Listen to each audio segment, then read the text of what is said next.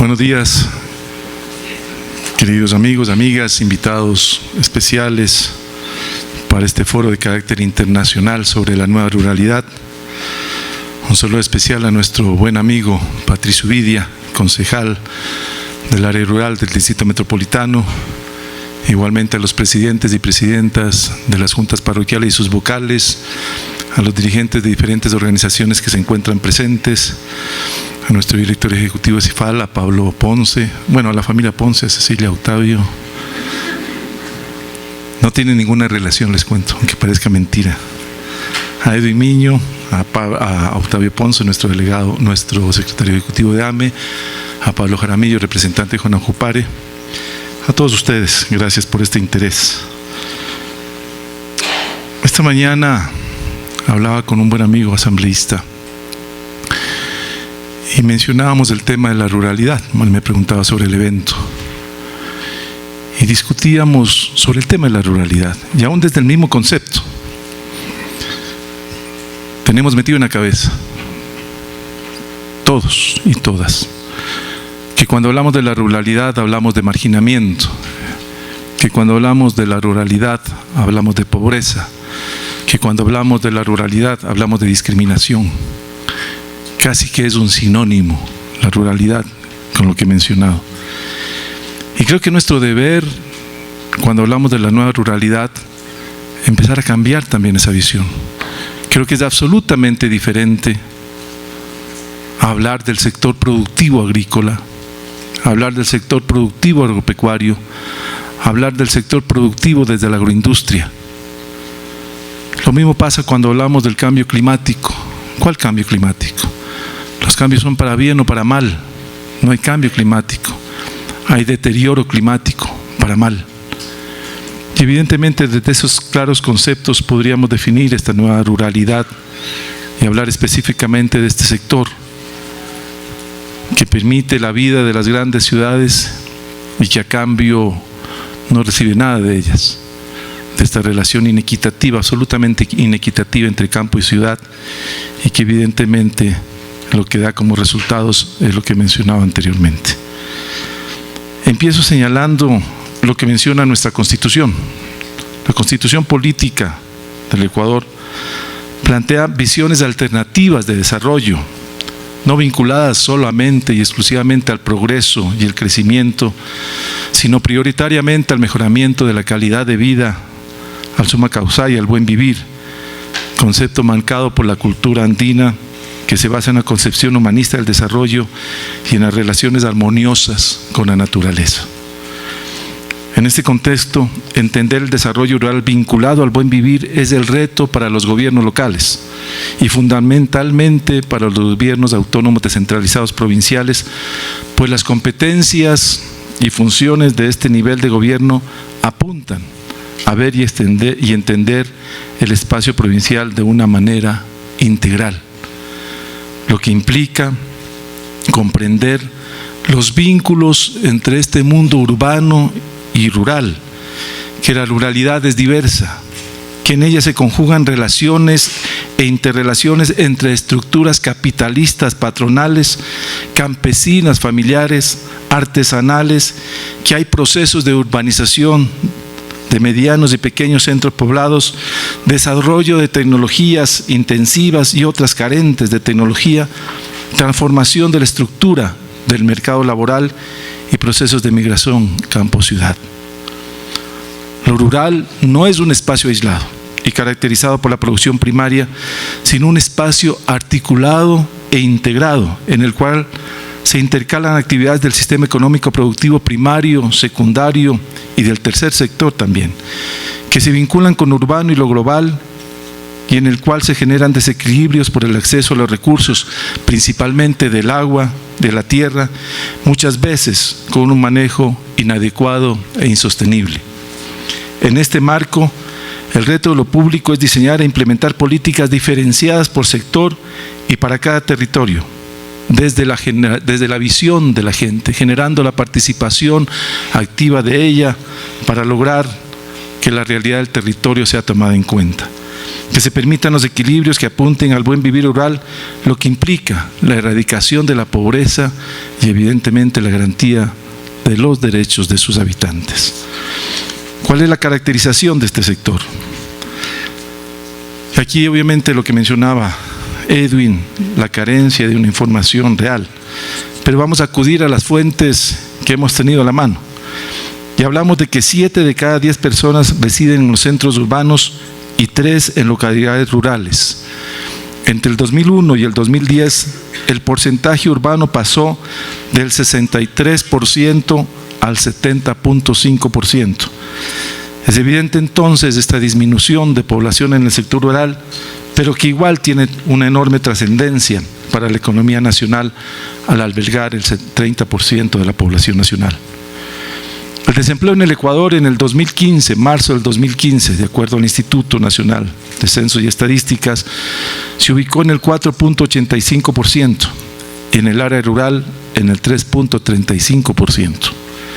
El subempleo y la ocupación plena no tuvieron variaciones estadísticas significativas. Llegaron al 44.25% en las ciudades y al 49.8% a nivel rural.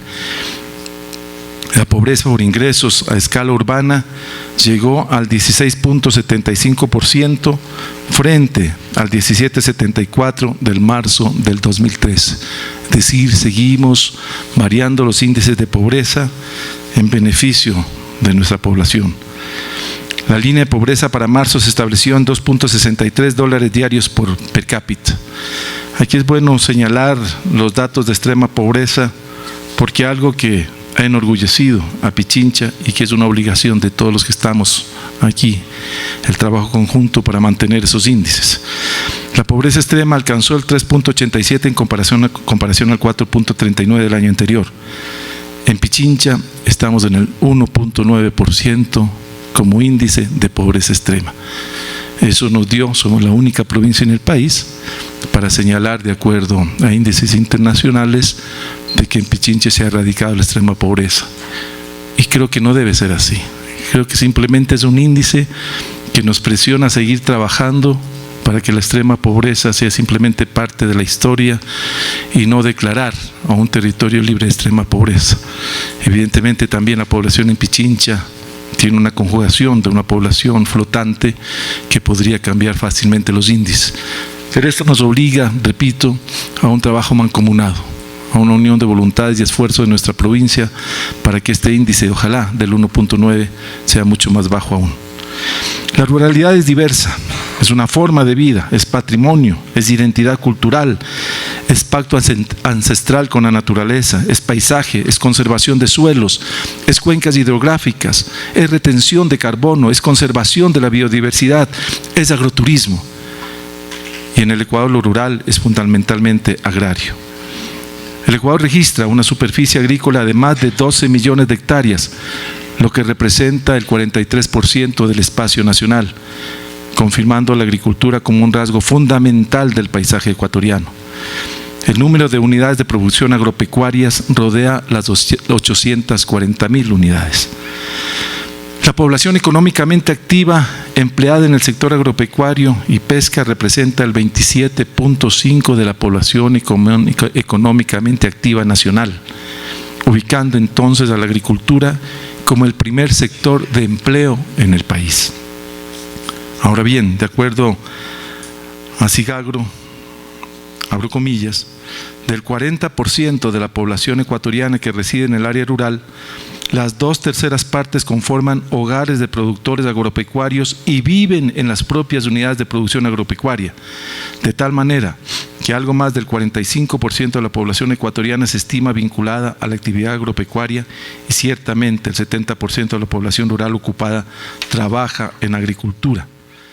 De manera indirecta, el porcentaje es superior, considerando los servicios relacionados al sector agropecuario. Las labores que cumplen las mujeres en las huertas familiares todavía no son contabilizadas en este indicador porque se definen como amas de casa, cierro comillas. Obviamente en este momento la situación es diferente. Ya hay una categorización de parte del Instituto Nacional de Censos y Estadísticas. Ahora las amas de casa y aquellas campesinas e indígenas que trabajan en sus huertas familiares, adicionalmente, a tener la crianza de animales menores, adicionalmente a la siembra y a la cosecha, adicionalmente a la crianza de sus hijos, adicionalmente a la garantía del bienestar familiar. Ellas ahora son parte de la categorización y entran al rubro de empleos sin remuneración. Ahora el trabajo de la valoración de este empleo sin remuneración, y evidentemente hemos dado pasos en firme a través de la creación de la ley que permita el beneficio de la seguridad social para todas ellas, para todas las amas de casa cuyo valor no ha sido puesto en cantidades, pero que evidentemente garantizan con un aporte de cerca del 15% del Producto Interno Bruto. El sector agropecuario en economía nacional representa un promedio del 9% del Producto Interno Bruto total y el 15.46% del Producto Interno Bruto no petrolero. Señalar que históricamente la estructura agraria del Ecuador fue de gran latifundio y a pesar del proceso llamado de reforma agraria en décadas pasadas, se mantiene la concentración de la tierra en pocas manos, en particular las de mejor calidad y ubicación. El 75% de las UPAs, de estas unidades de producción agrícola agropecuaria, de menos de 10 hectáreas, solo acceden al 11.84% de la superficie explotada y al 25.69% de la superficie de bajo riego. Las fincas de más de 100 hectáreas representan apenas el 2.3% de estas unidades de producción agrícola y acaparan cerca del 43% de las tierras y el 41% del riego. Solo el 6%, el 7% de las UPAs reciben asistencia técnica y solo el 7% de las UPAs tienen acceso al crédito. Esa es la realidad de las unidades de producción agrícola.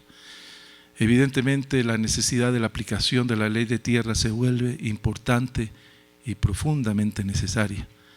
Ahí, en la ley de tierras, uno de sus articulados señala sobre la necesidad de que las tierras no cultivadas, las tierras no productivas, pasen a ser compradas por el Estado y a ser parte del fondo de tierras y podamos cumplir con la consigna de que la tierra debe ser para el que la trabaja. La desigualdad en términos de acceso a la tierra prácticamente no ha variado a pesar del proceso mal llamado de reforma agraria. En la actualidad existe un proceso de reconcentración de la tierra, la exclusión de la población campesina de sus territorios. Empezamos a vivir en Pichincha ese tema, con el canal de riego Cayambe-Pedro Moncayo. Hemos hecho pactos con nuestros compañeros dirigentes indígenas para que por ningún motivo nuestros campesinos y nuestros indígenas vendan la tierra. Evidentemente, cuando hablas tú del canal de riego, estás hablando de mejoramiento de la productividad y mejoramiento de los ingresos. Queremos que ellos sean los que usufructen de este mejoramiento de los ingresos a través del mejoramiento de la productividad y no sean las mismas manos de siempre. Hemos intentado por todos los medios de provocar una negativa colectiva a la venta de tierras. Hasta el momento lo hemos logrado, pero no pasa en el país lo mismo. Hablamos del 2007 al 2011. La superficie de palma africana en la provincia de Esmeraldas mostró un crecimiento de 90.900 hectáreas en el 2007 a 155.860 hectáreas de producción de palma africana. Y no pues con nuevos productores de palma africana, con los mismos productores de palma africana, que es lo condenable. El modelo agroexportador impone entonces una alianza de la propiedad de la tierra con el capital en detrimento del trabajo. Sin embargo, la transformación agraria no se trata de repartir una propiedad grande en muchas pequeñas, porque eso es repartir pobreza. La transformación agraria, la revolución agraria, debe considerar la redistribución de la tierra en cantidades que permitan rentabilidad y verdaderas oportunidades a la agricultura campesina en condiciones de eficacia económica, social y cultural. A pesar del acceso muy reducido a la tierra, estos sistemas de producción familiares campesinos altamente diversificados en su siembra y en su cosecha generan riquezas, empleo e ingreso. Algunos sistemas de minifundio alcanzan a generar en la sierra y en la costa hasta $6.500 por hectárea de valor agregado bruto. Por lo general, estos sistemas generan más empleo por hectárea, estoy hablando de las UPAs, que en su gran mayoría son empleos familiares. A su vez, estos sistemas remuneran el día de trabajo familiar igual o mejor, o mucho mejor, que las haciendas o latifundios capitalistas y mejor que los trabajos de albañil o estibador en el campo o en centros urbanos secundarios. Igualmente pasa con el agua, un fenómeno muy parecido. La concentración del agua en pocas manos es similar, inclusive en algunos casos es mucho más profunda que el tema de la concentración de la propiedad en la tierra. Aquí no hay propiedad privada en el agua y la ley obviamente impide, pero evidentemente seguimos en la utilización del agua con esa inequitativa función. La población campesina e indígena cuenta con sistemas comunales de riego y representan el 86% de los usuarios. Sin embargo, solamente tienen el 22% de agua regada y, lo que es más grave, únicamente acceden al 13% del caudal. En cambio, que en el sector productivo no comunitario, el privado, que representan el 1% de las unidades de producción agrícola, concentran el 67% del caudal. Otro de los usos que se le da a la tierra está estrechamente ligado con la expansión del turismo comercial y el crecimiento urbano, complejos habitacionales, aprobación, y ahí sería bueno a Octavio pedirle que ojalá podamos desde los municipios restringir ya el agotamiento de las tierras del sector productor agrícola, porque evidentemente estos complejos habitacionales afectan obviamente los espacios de producción agrícola, pero más allá de eso hay complejos habitacionales para extranjeros y lógicas que generan dinámicas de especulación en el precio de la tierra. El ejemplo más claro es Cotacachi, complejos habitacionales para extranjeros que vienen obviamente a vivir sus últimos años en paz y tranquilidad, con lo que nos brinda el aire y el paisaje cotacacheño. Pero ¿qué ha pasado con la especulación de la tierra? La hectárea de tierra en el año 2002 en Cotacachi tuvo un costo de $4.800. Esa misma hectárea en el 2012 llegó a costar $75.000 la hectárea. Las exportaciones totales del Ecuador han aumentado de manera progresiva en los 5 últimos años, principalmente banano, camarones, atún, flores, que representan los principales ejes de producción agropecuaria. Es importante ver que los bienes primarios siguen teniendo el peso más importante, correspondiendo al año 2013 en el 86%. En el caso de la provincia de Pichincha, dependiendo del territorio, las condiciones son similares: pequeños productores de alimentos conviviendo con agroexportadores. En el caso de la zona norte de Cayambe y de Pedro Moncayo, con las florícolas, que captan mano de obra, que captan agua, que captan tierra y que han incorporado a gran parte de la población económicamente activa, frenando el flujo de mano de obra hacia las grandes ciudades. Atraen mano de obra de otros lugares y facilitan el acceso laboral al sector femenino del cantón. El desarrollo acelerado de las empresas florícolas genera una brecha cada vez más profunda con la población trabajadora y ha acentuado una clara diferenciación entre comunidades altas más tradicionales y las comunidades bajas, con las condiciones agroecológicas más propicias para ese cultivo. ¿Cuál es el reto? No es acabar con las florícolas. El reto es poder generar los equilibrios para que puedan mantenerse en condiciones favorables producciones familiares y la agroexportación, que deben generar condiciones dignas de empleo, salarios dignos al trabajo y prácticas ambientales sostenibles. Las inequidades persistentes no coinciden con las disposiciones de la Constitución ni con el Plan Nacional del Buen Vivir, vinculando al fomento de la economía solidaria ni de la soberanía alimentaria. Este modelo ha impulsado sistemas de producción especializados, monocultivos que han provocado daños ambientales por la deforestación y pérdida de la diversidad, así como afectaciones a la soberanía alimentaria. 70% del manglar destruido por la industria camaronera para instalar piscinas que te generan una plaza de trabajo por hectárea.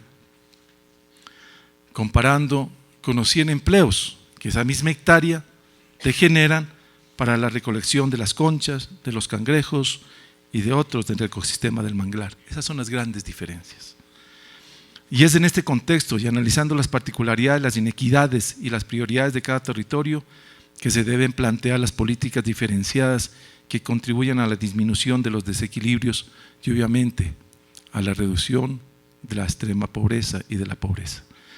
La agroindustria, la agroexportación están presentes en el territorio rural y no se intenta ni se quiere invisibilizarlas. Al contrario, comprender su lógica y estructura que contribuyan a un desarrollo más equilibrado en el territorio, impulsando políticas que contribuyan a un trabajo digno, a un manejo adecuado de los recursos naturales, a que cumplan sus obligaciones fiscales, a que disminuya la presión sobre los recursos para que puedan mantenerse otros sistemas que hacen parte de la ruralidad ecuatoriana diversa y productiva. En esta dinámica de asumiendo el territorio desde su diversidad, comprendiendo su construcción permanente y sus vínculos e interacciones que se modifican en función de lo que es el territorio y su tejido social, de sus organizaciones y sus necesidades, se consideran 4 ejes claves. Desde lo político, el planteamiento de la democratización plena de la sociedad, entendida esta no simplemente como el origen legítimo y legal del gobierno en función, producto de las elecciones libres y voluntarias, sino de la extensión de la democracia integral, la democracia en las escuelas, la democracia en la familia, la democracia en las empresas, la democracia como un principio vital y fundamental de la sociedad. En lo social, la propuesta debe propender a la construcción de una sociedad incluyente e integradora, con espacios para todo tipo de manifestación y construcción de movimientos sociales que no necesariamente se deben inscribir en la movilización política, sino en la reivindicación sectorial, gremial, de minorías en exclusión y obviamente de los grupos de atención prioritaria. En lo ambiental ecológico debemos trabajar emergentemente sobre temas como remediación y conservación, que implica fundamentalmente la racionalización del consumo. En lo económico se centra la propuesta en una economía concebida en la necesidad de producir y consumir lo que se necesita, superar esa economía que desperdicia recursos y que desvalora seres humanos y que acumula por el simple hecho de acumulación, que es la esencia del capitalismo. Debemos acabar con el consumismo. Desde el gobierno provincial quisiera compartir con ustedes algunas acciones que se vienen realizando. Y obviamente, considerando estos ejes que hemos mencionado anteriormente, lo que concibe el COTAG y la Constitución como competencias exclusivas para los gobiernos autónomos, no solamente desde la visión lo vemos desde la productividad, sino que lo estamos viendo de las capacidades que tiene nuestro territorio. El desarrollo local entonces implica un entendimiento del territorio en el cual la red de actores productivos genera acuerdos, alianzas, consensos, diálogos que permitan ver al territorio de una manera integral. En este contexto, el GAT de Pichincha ha diseñado una estrategia de intervención que implica una visión desconcentrada y de cercanía en cada cantón, una zonificación territorial en base a potencial productivo, análisis territorial en base a sistemas productivos, desarrollo de sitios de transformación e industrialización, pensando en este contexto, en el vínculo con urbano. Es el mundo urbano que requiere alimentos frescos y procesados, y reconocer que la vida en lo urbano mejora cuando mejora la vida en lo rural. Esa relación inequitativa es profunda. Mientras el sector rural le provee de alimentos a la gran ciudad de manera permanente, le provee de mano de obra, los músculos de nuestros trabajadores del campo están ahí expresados en los grandes edificios. A cambio de las grandes ciudades no recibe absolutamente nada. Y es fundamental entonces estudiar claramente esta realidad, establecer cuáles son los vínculos que debemos tener entre lo urbano y lo rural, la garantía de los derechos de los habitantes del sector rural y evidentemente entender que cuando hablamos de lo rural, hablamos del sector productivo del país, que cuando hablamos de lo rural, hablamos de la agroindustria en el país, con contenidos que más adelante los vamos a ver y provocados también desde una propuesta de Pichincha. Este modelo de acción en el territorio, que tiene que ver con la inclusión productiva, en la cual para nosotros los propietarios del producto primario deben ser también los propietarios de los procesos de industrialización y que tengan que ver también con circuitos de distribución y comercialización y con productos claves de exportación directa. Esta es la propuesta de este nuevo modelo. El cambio de relaciones sociales de producción, la necesidad del acceso democrático a la propiedad de los medios de producción, Queremos que esos pequeños productores, los minifundistas, sean ahora también los propietarios de los procesos de industrialización, de que pongan el valor agregado, de que tengamos productos para la exportación, acabando con esa relación inequitativa y evidentemente con una nueva estructura en el agro ecuatoriano y en este caso en el agro pichinchano. Ese modelo de acción en el territorio facilita nuevos esquemas de generación, distribución y redistribución de la riqueza. Permite reducir la vulnerabilidad de la economía, eliminar las inequidades territoriales, incorporar actores que históricamente han sido excluidos del esquema de desarrollo de mercado. Para lograr este proceso, el GAD de Pichincha cuenta con varias herramientas que apoyan tanto la inclusión económica como social, procesos que no se les puede ver obviamente de manera separada. Y estos son el Plan de Desarrollo de Pichincha, con visión hasta el 2020, el Plan de Ordenamiento Territorial de la provincia, la Agenda de Inclusión Social. Somos de las pocas provincias que tenemos una agenda de inclusión social, sistema de participación ciudadana. No hemos quedado simplemente en ordenanzas, sino en la creación de un sistema de participación ciudadana. No sé si seamos los únicos, pero somos de los pocos provincias que tienen una ordenanza de fomento de la producción agroecológica. Somos la única provincia que tiene una estrategia de cambio climático y que obviamente cuando hablamos de los consensos y de los diálogos no son parte de un discurso, sino que son elemento fundamental de los hechos. Más de 22 mesas con los diferentes sectores de la producción en la provincia, donde están los pequeños, medianos y aún hasta los grandes si quieren estar, donde participan los niveles de gobierno central, obviamente los gobiernos locales, donde participan las organizaciones productivas como grandes actores y que además está vinculada a la academia como parte fundamental. La discusión de la realidad nacional salió de los claustros universitarios. La discusión de la realidad nacional ahora se hace en las mesas productivas, en este caso de la discusión de Pichincha. Las universidades se han conjugado en este proceso y las universidades ahora asumen también sus compromisos a través del aporte.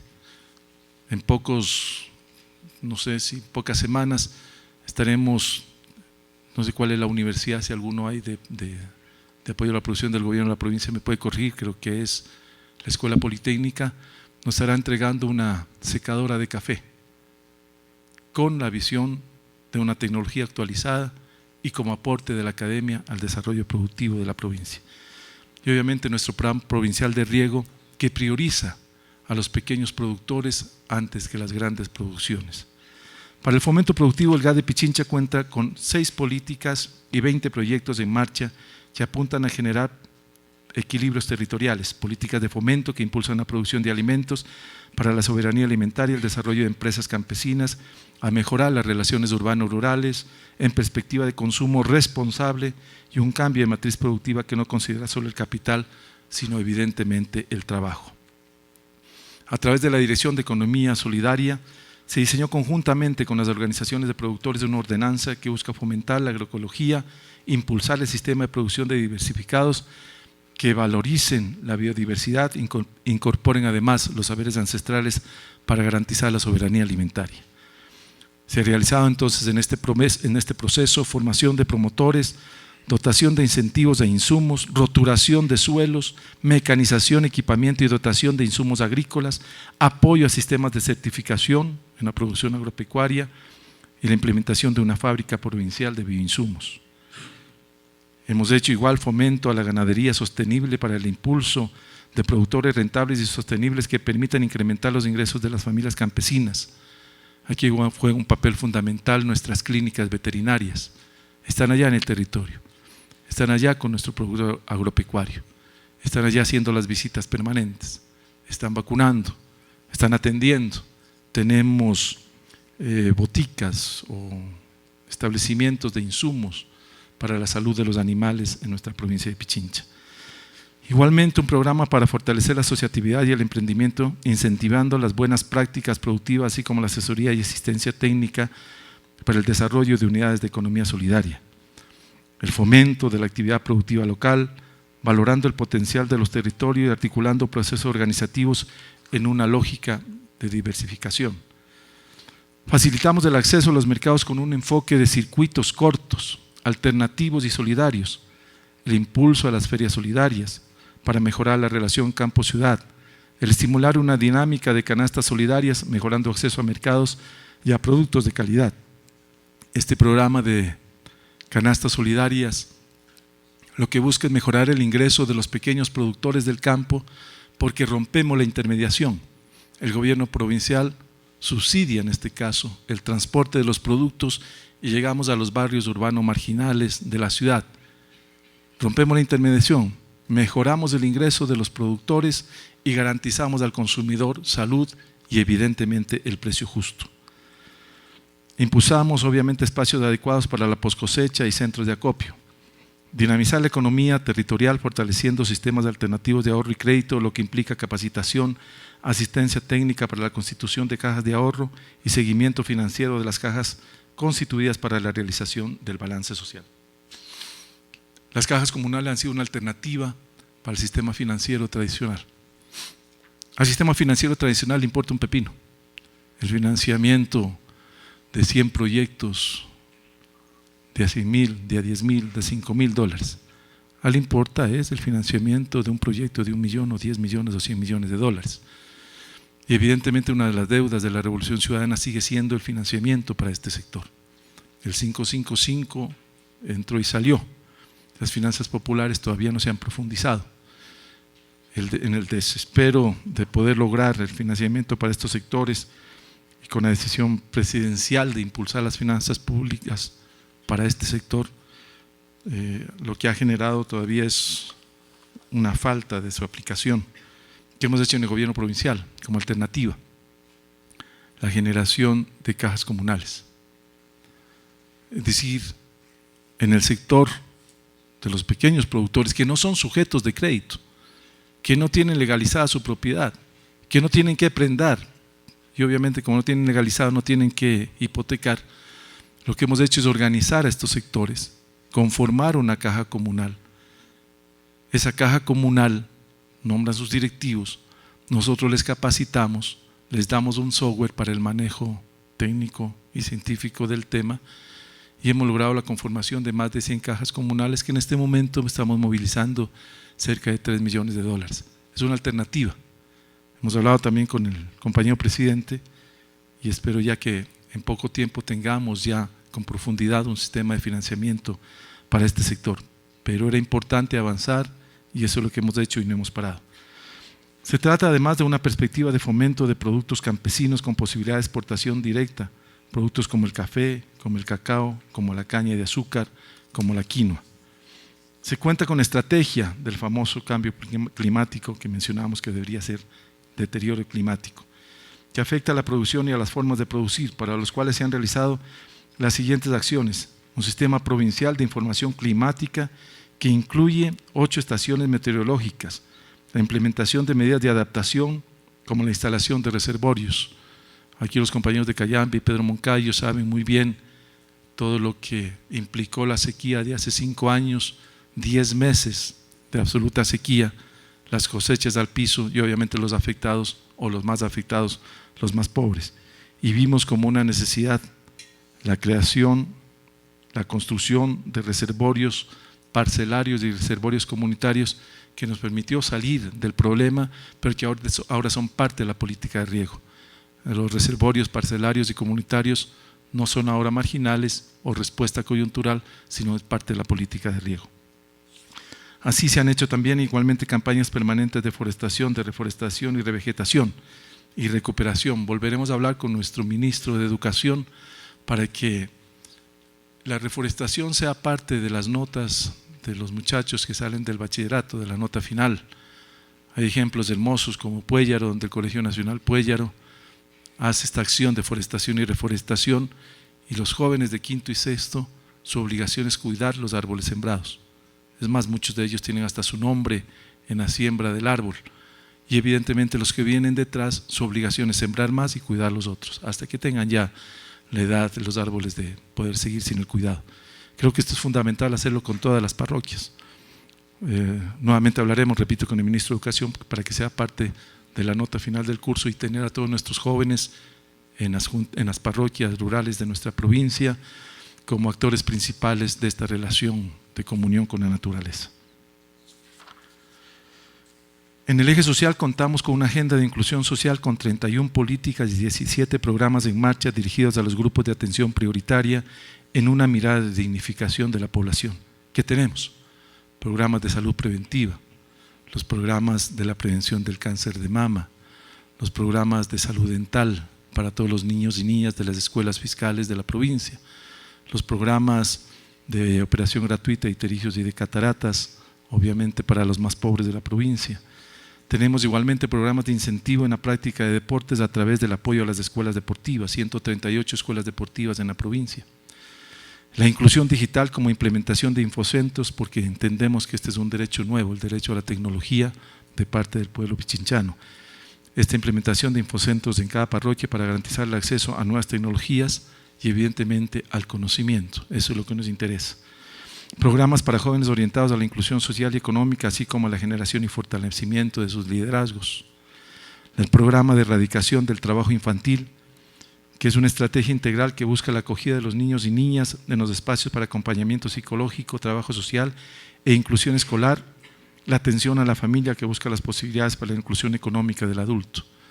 Hemos logrado, en conjunto con el municipio de Puerto Quito y en acción con una ONG, la erradicación del trabajo infantil ya en Puerto Quito. Esperemos lograr igualmente en el resto de cantones que estamos trabajando en este programa para tener un territorio libre de trabajo infantil. Una propuesta integral para atender a personas en situación de movilidad humana, de retorno, tráfico, tránsito, que requieren un tratamiento especial y adecuado para insertarse y reinsertarse adecuadamente en nuestra sociedad. Aquí no solamente este programa es de beneficio para nuestros migrantes, para aquellos que están volviendo al país, muchos de ellos en peores condiciones de las que se fueron, sino también para todos los hombres y mujeres en el tema de movilidad humana. Ahí se les da atención y apoyo con todos nuestros programas a colombianos, a haitianos, a cubanos, a africanos que llegan al país engañados, que supuestamente es simplemente un eslabón para llegar al imperio, y que evidentemente estos colleteros que no deberían haber nacido los dejan aquí en absoluta indigencia, pobreza, sin vínculos, ni siquiera con la facilidad del idioma, y que evidentemente nosotros con este programa les hemos dado la atención que necesitan. Estas son las principales acciones del GAD de Pichincha, sin contar con los esfuerzos para mejorar obviamente las competencias exclusivas que nos da la Constitución y el GAD, y que lo asumimos también con absoluta responsabilidad.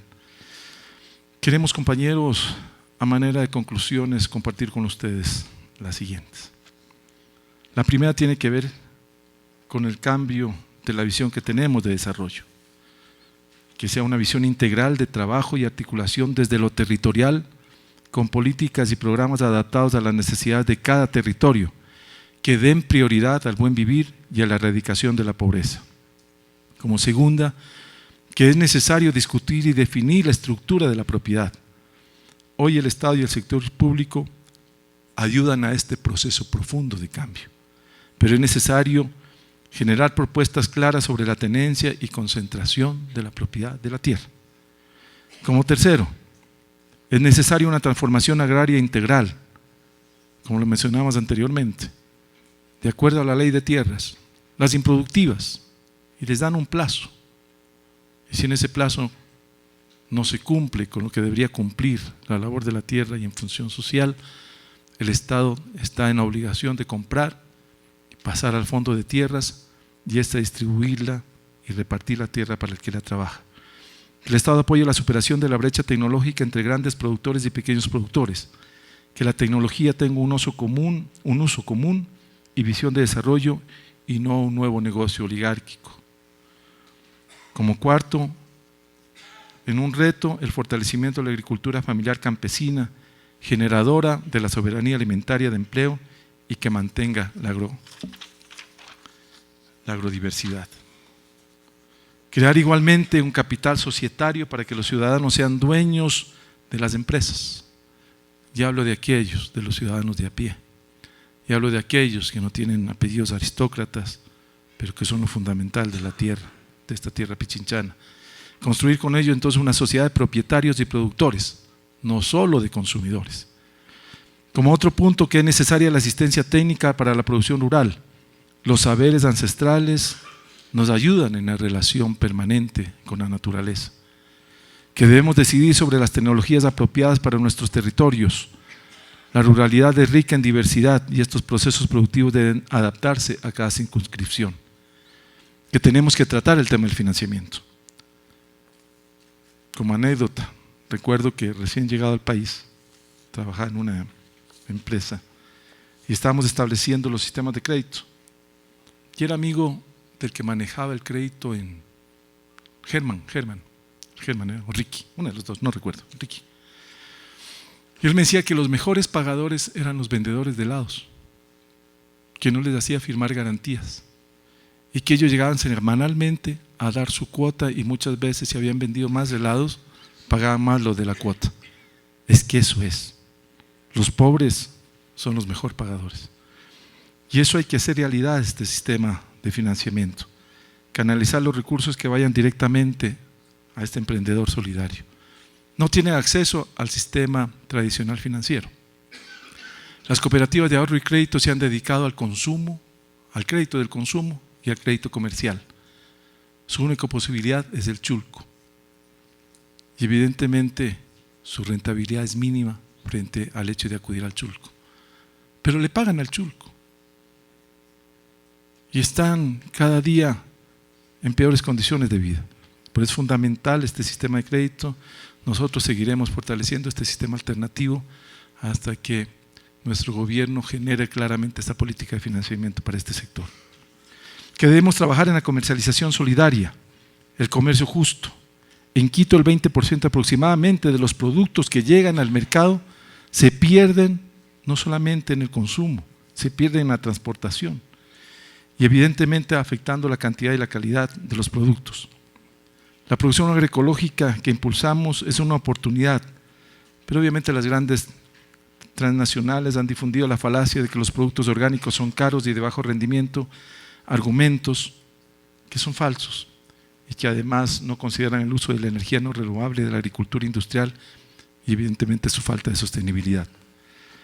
Las ferias inclusivas deben tener un porcentaje mínimo a ser cumplido por todos los niveles de gobierno.